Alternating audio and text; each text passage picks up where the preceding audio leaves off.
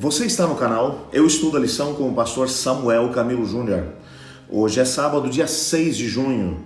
Estamos introduzindo a lição de número 11 do nosso trimestre, já na reta final do nosso estudo a respeito da Bíblia Sagrada, que foi o tema que foi abordado durante todo esse trimestre. O tema que vamos estudar durante essa semana será a Bíblia e as profecias. A palavra-chave do nosso estudo dessa semana, portanto, é a palavra profecia. Há um texto que é o texto que serve como chave para o nosso estudo da semana, que é Daniel capítulo 8, versículo 14, que vai dizer assim: Ele me disse, até 2.300 tardes e manhãs e o santuário será purificado. Quando nós olhamos para a Bíblia, nós percebemos que o gênero literário, intitulado profecia, representa cerca de 30% do conteúdo da Bíblia. E assim como existem métodos de interpretação bíblica que têm que ser levados em consideração quando estudamos cada um dos gêneros literários que aparecem no contexto da Bíblia, você há de convir comigo que não podemos utilizar o mesmo método de interpretação quando nós estudamos, por exemplo, os livros históricos, como vimos na semana passada, quando estudamos os livros poéticos, quando estudamos, por exemplo, evangelhos, cartas, enfim, cada um desses gêneros literários exige que nós apliquemos determinado método de interpretação bíblica. Quando o assunto é profecia, e veja, se a profecia, se esse gênero, o gênero de profecia, representa 30% do conteúdo bíblico, é um gênero que acabou sendo utilizado para poder descrever aquilo que é a vontade de Deus para os seus filhos,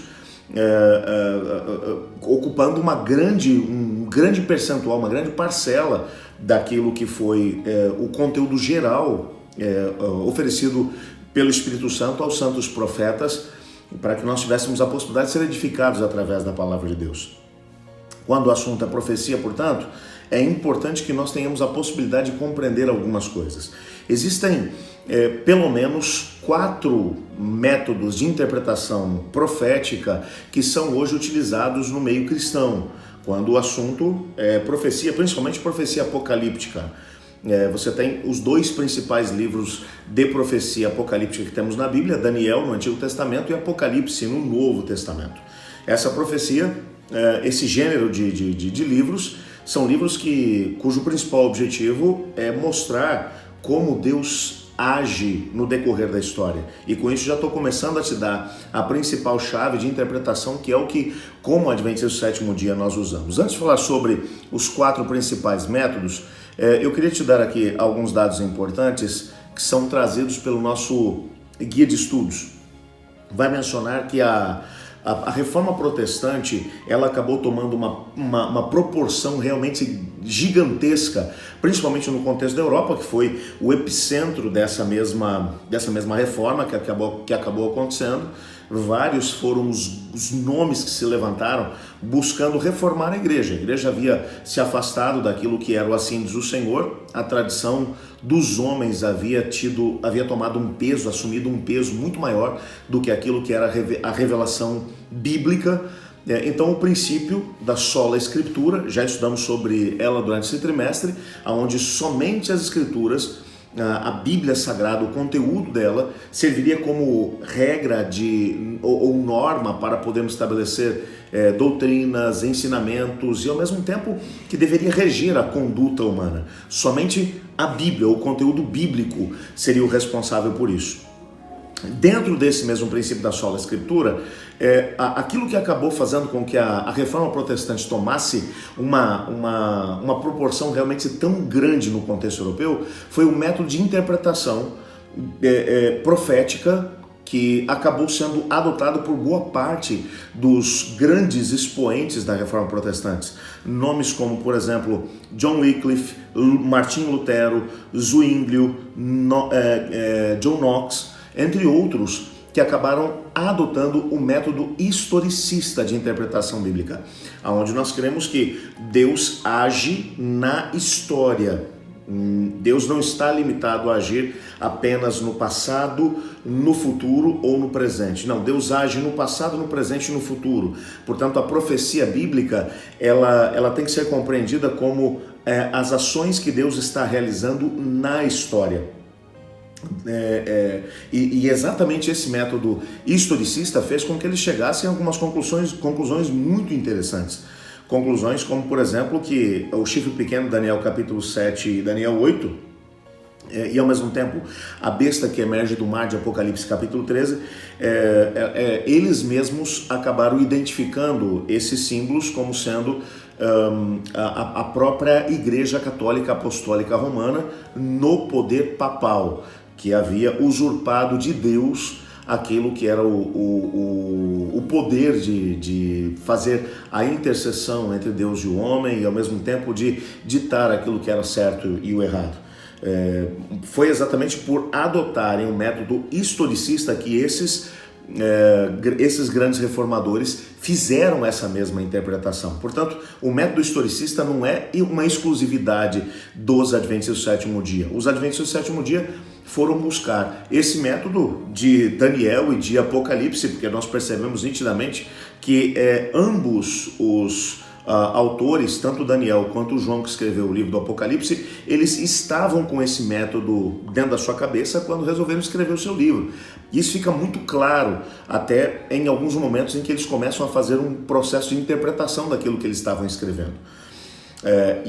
Hoje em dia nós temos, além do método historicista, que é o método que nós, como Adventistas do sétimo dia, adotamos, existem ainda outros três. Existe o método preterista, onde aqueles que adotam esse método creem que todo o conteúdo da profecia já aconteceu lá atrás.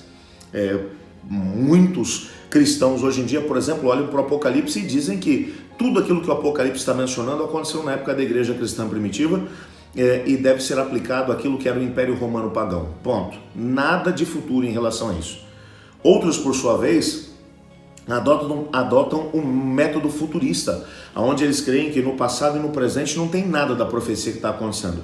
Tudo vai acontecer num futuro distante, um pouco antes do retorno de Cristo Jesus. E existem outros que adotam o método idealista. O método idealista vai propor que a profecia, na verdade, ela não deve ser contextualizada em termos históricos, nem no passado, nem no presente, nem no futuro. Ela deve ser compreendida como algumas parábolas que foram contadas pelos diversos autores, tentando mostrar o conceito dualístico de bem e mal, e o bem e o mal estão o tempo todo agindo, então a gente tem que tirar algumas lições desses textos bíblicos para a nossa vida espiritual, para o nosso relacionamento com Deus. Como adventistas do sétimo dia, nós rejeitamos completamente tanto o método preterista, quanto o futurista, quanto o idealista. Nós acreditamos no historicismo. Deus age no decorrer da história. Então existem profecias que estão mencionando Deus agindo no passado, profecias que mencionam Deus agindo no presente, profecias que mencionam Deus agindo no futuro. Ele age na história, ele não está contido por um período específico de tempo. E nessa semana nós teremos a possibilidade de poder tentar desdobrar esse mesmo método para podermos compreender algumas coisas. Eu queria concluir minhas considerações com um texto que vai aparecer no nosso guia de estudos do livro Testemunhos para a Igreja, volume 8, na página 307, onde Ellen White vai dizer o seguinte: devemos ver na história o cumprimento da profecia e estudar as operações da providência nos grandes movimentos reformatórios e entender o processo ou o progresso dos acontecimentos ao ver as nações mobilizando-se para o combate final do grande conflito.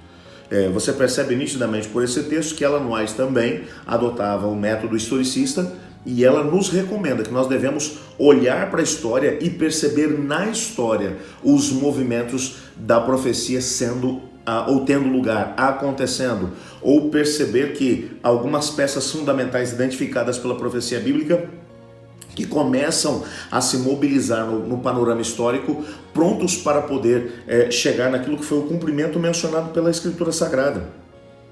É bem verdade que Cristo Jesus, ele mencionou de forma bem clara, lá em João capítulo 14, verso 29, que essas coisas que a profecia menciona, elas foram mencionadas para que quando elas acontecerem, nós possamos crer na palavra de Deus e acreditar que existem circunstâncias para as quais nós temos que nos preparar.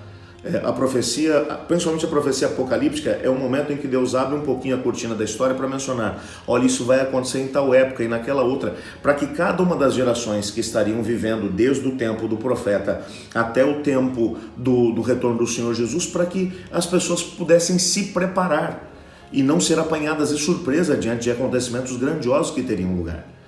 Portanto, nós devemos elevar o nosso pensamento a Deus e agradecer ao Senhor pela profecia. Nessa semana vamos tentar descobrir como é que devemos fazer uma interpretação coerente da profecia bíblica. Até porque, hoje em dia, muitas pessoas, mesmo dentro do movimento adventista, têm, de alguma maneira, misturado os métodos de interpretação bíblica, como preterismo, futurismo e idealismo, junto com o historicismo. Estão fazendo uma salada bem grande e por isso algumas interpretações completamente fora daquilo que é o princípio que deve ser levado em consideração ao estudarmos as escrituras e principalmente as profecias devem ser levados a sério. E algumas verdadeiras aberrações têm surgido aí. Por quê? Porque o método de interpretação da profecia não está sendo respeitado. Vamos tentar, portanto, nessa semana compreender como aplicar o método historicista de interpretação profética. Vamos orar a Deus agradecendo porque Deus não nos deixou no escuro, mas nos deixou muitas profecias para poder guiar os nossos passos até o retorno de Jesus. Obrigado, Senhor, porque o Senhor revelou coisas tão bonitas para nós através da Tua profecia, para podermos, antes que esses eventos tivessem lugar, pudéssemos nos preparar para eles.